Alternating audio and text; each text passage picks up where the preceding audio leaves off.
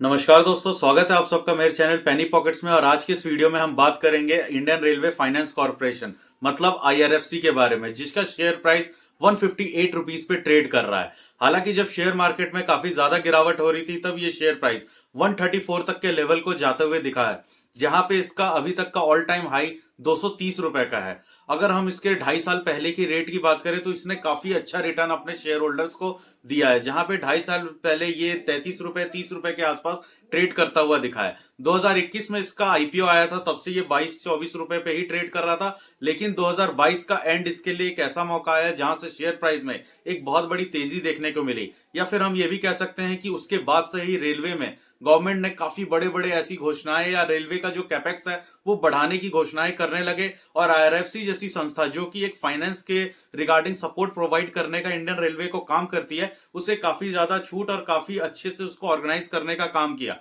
जिसके वजह से देखते ही देखते साल 2 साल में इस शेयर प्राइस ने 10 गुना से भी ज्यादा का रिटर्न दिया है। अब बात करते हैं कि अब जो करंट सिचुएशन में ये शेयर है और इसके बारे में काफी ज्यादा इंटरनेट पे बातें चल रही हैं, इसके बारे में बहुत सारे आर्टिकल्स आ रहे हैं कि अब आने वाले समय में क्या ये आईआरएफसी 200 रुपए के प्राइस को टच करता हुआ दिखेगा। देखिए, एक सीधी सी बात समझने की है कि फरवरी में देश का बजट आने वाला है और इस बजट में रेलवे के लिए पहले भी काफी घोषणाएं हुई हैं और आगे आने वाले टाइम में और भी ज्यादा घोषणाएं होंगी। जैसा कि अभी तक हमने देखा है कि रेलवे में काफी ज्यादा बदलाव हुए हैं, काफी ज्यादा डेवलपमेंट्स हुई हैं, लेकिन अभी आने वाले समय में रेलवे में और भी ज्यादा डेवलपमेंट्स की जरूरत है, जहां पे काफी ज्यादा बजट का इस्तेमाल होगा, जहां गवर्नमेंट भी बजट देगी। और आईआरएफसी जैसी संस्था जिसका काम है कि चाहे इंटरनेशनल या नेशनल डोमेस्टिक तरीके से रेलवे के लिए फंड जमा करना या फंड लेकर के आना और इन्वेस्ट करवाना, यहाँ पे आईआरएफसी जो पैसे उठाती है उसे डिस्ट्रीब्यूट करती है रेलवे के ऑर्गेनाइजेशंस को, रेलवे के अलग अलग जितनी भी कंपनियां हैं उनको, और वहां से ये ब्याज खाती हैं। तो ये जो इंटरेस्ट और ब्याज की रकम है यही आईआरएफसी की कमाई होती है।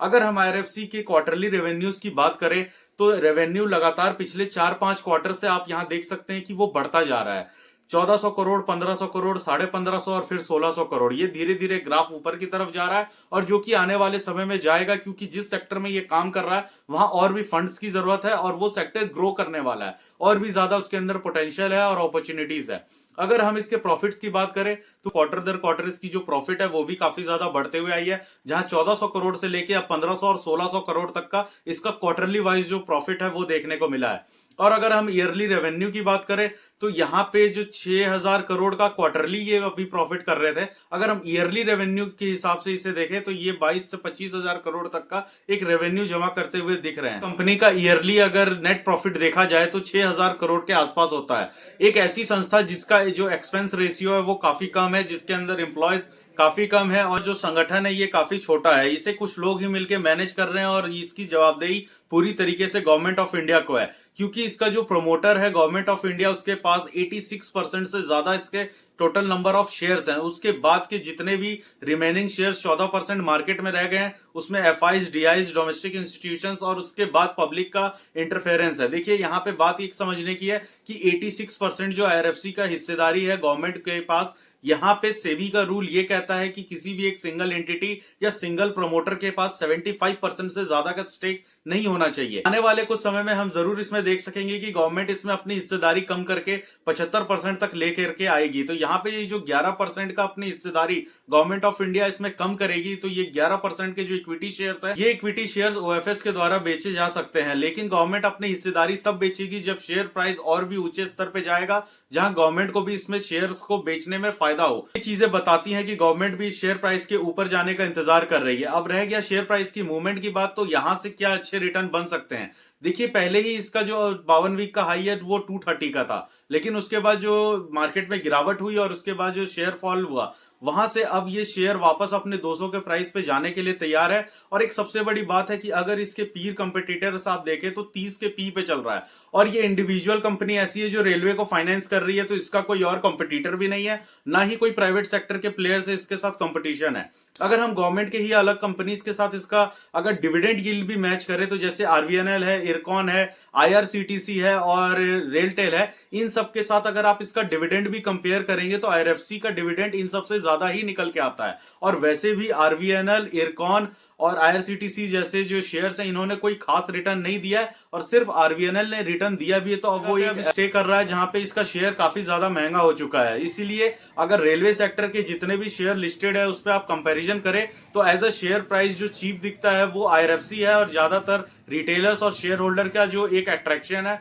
वो आईआरएफसी की तरफ जाता हुआ दिख रहा है। तो यहाँ पे अगर डिविडेंड का जैसे मैंने बताया तो अभी भी आईआरएफसी ने 2024 में एक बार 70 पैसे एक बार 80 पैसे ये पूरे ₹1.5 के आसपास का डिविडेंड दिया था, जो कि साल में 2 बार ये देता है। अब अगले आने वाले साल में देखा जाएगा कि इसके रेवेन्यू के हिसाब से ये जो डिविडेंड का अमाउंट है और बढ़ के आता है कि नहीं। लेकिन रेलवे में इन्वेस्टमेंट करने की बात आती है तो जाहिर सी बात है इसमें जितने भी लिस्टेड कंपनियां अगर उसके अंदर तेजी बनती है तो सारी ही कंपनियों में बनती है, और अगर गिरावट आती है तो ये सारी ही कंपनियों में गिरावट आती है। आईआरएफसी की बात करें तो ये रेलवे सेक्टर में लिस्टेड जितनी भी कंपनियां हैं उससे ज्यादा अट्रैक्टिव ये बनता हुआ दिख रहा है, और आने वाले समय में जितने भी शेयर होल्डर्स हैं, रिटेलर्स हैं, इनके लिए ये पसंदीदा शेयर होने वाला है। ₹200 से कम के शेयर प्राइस में एक अच्छा फंडामेंटल स्ट्रॉन्ग स्टॉक जिसमें प्रमोटर की भी हिस्सेदारी काफी ज्यादा है और प्रमोटर भी इसके शेयर के प्राइस को बढ़ने का इंतजार कर रहा है। रह गई रिटेलर की पार्टिसिपेंट, तो रिटेलर इसे पहले से ही काफी ज्यादा पसंद करते हैं। यही एक ऐसा शेयर है जिसने पिछले 2 साल में रिटेलर्स को